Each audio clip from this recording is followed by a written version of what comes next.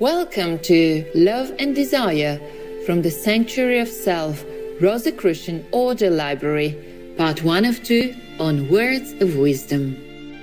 The ancient mystical order Rosicrucis, also known as the Rosicrucian Order, AMORC, is a worldwide cultural, educational, and philosophical organization that is perpetuating the profound and practical teachings of the Rosicrucians. These teachings, as passed down and added to over the centuries from ancient Egypt to Europe and now all over the world, pertain to the mysteries of the universe, nature, and humans themselves. The Rosicrucian Library is a source of spiritual wisdom and insight that includes the important writings by the respected imperators of the order, such as Dr. Harvey Spencer Lewis, Ralph M. Lewis, and Christian Barnard.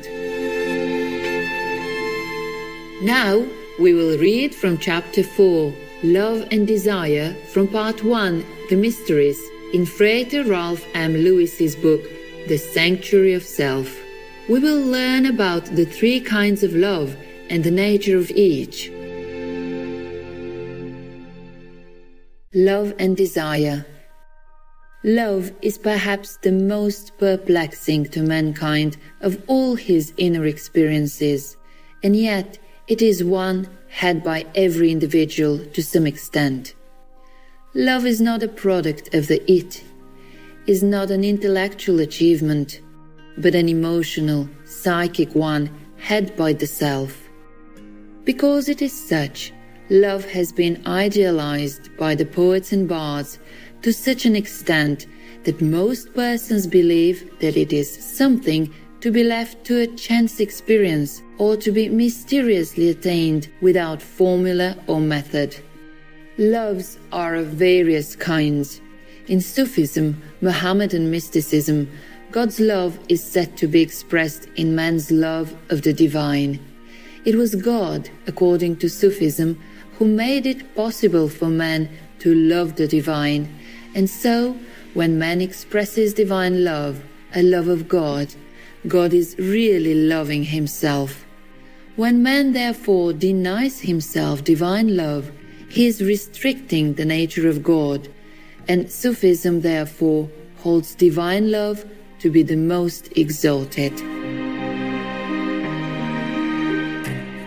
Dudum, Mohammedan mystic, asked what is pure love, love free from depletion.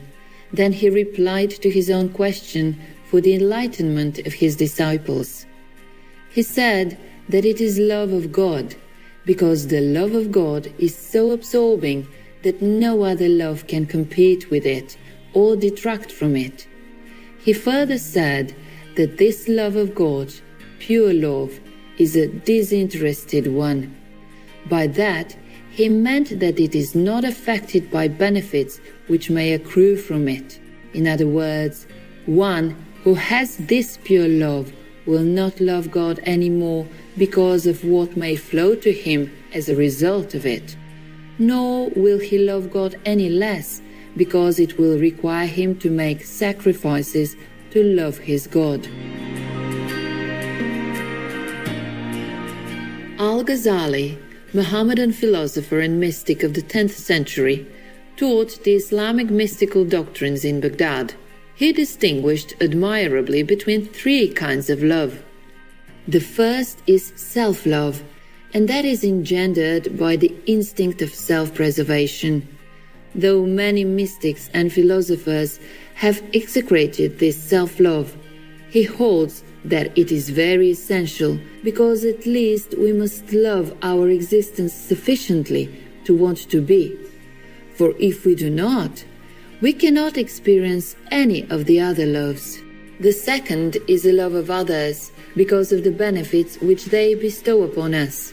It is a natural love, and in a sense it is somewhat the same as the first, or self-love, such as our love, for example, of the doctor, because of his healing art, or our love of the teacher because of the instruction which he expounds. The third and highest love, according to Al-Ghazali, is the love of a thing for its own sake, not for any benefits which may be derived from it. The thing itself is the essence of its enjoyment. It is liked for its own nature, just as the essence of beauty is the delight which we derive from it. He uses the analogy, the love of green things, the love of running water.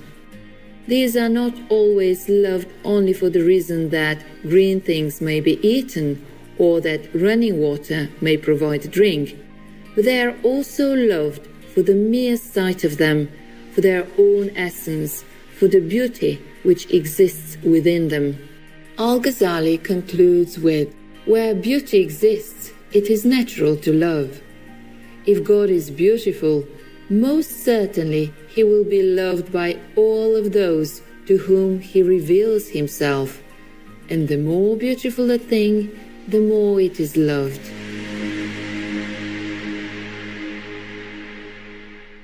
Plotinus, father of Neoplatonism, who contributed much to the world's mystical doctrines, also declared that there are different loves. For example, the love of creation, as the craftsman's love of his work, the love of a cabinet maker for his work, or of a goldsmith for the fruits of his art, or of a student for his studies. The highest love, says Plotinus, is the hierarchical love.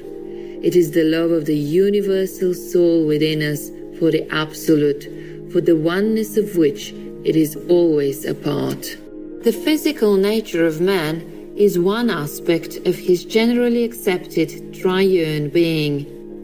There are factors which are essential to it, such as food, drink, shelter and sleep. When there is a deficiency of them, there is unbalance. The plenitude or fullness of man's physical nature is its normal state. This normalcy is accompanied by the sensation of gratification, a kind of pleasure which we know as happiness. When there is a deficiency, a lack of that upon which man's physical being depends, we become conscious of an irritability or of a disharmony.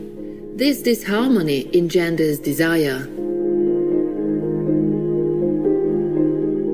Each of our objective or receptor senses has an ideal or a quality which is sought after. We desire fragrance in smell because it is pleasing to us. We desire sweetness in taste, likewise because it is pleasing. We desire certain harmony of sound because it is pleasing to the ear and to the nervous system.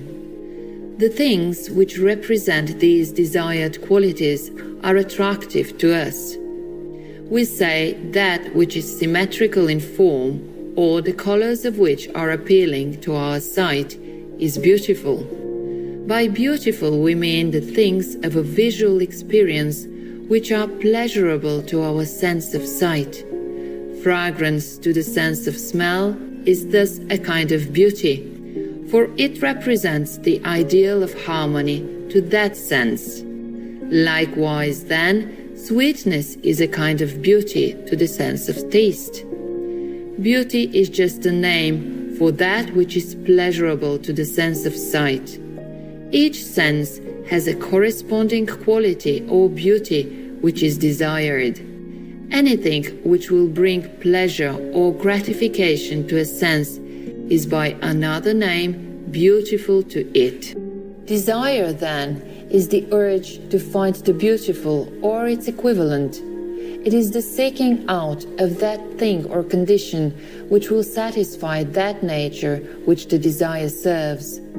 Ever since man has speculated upon his own complex being, he has most frequently considered himself of three natures. First, physical, second, intellectual or mental, and third, spiritual.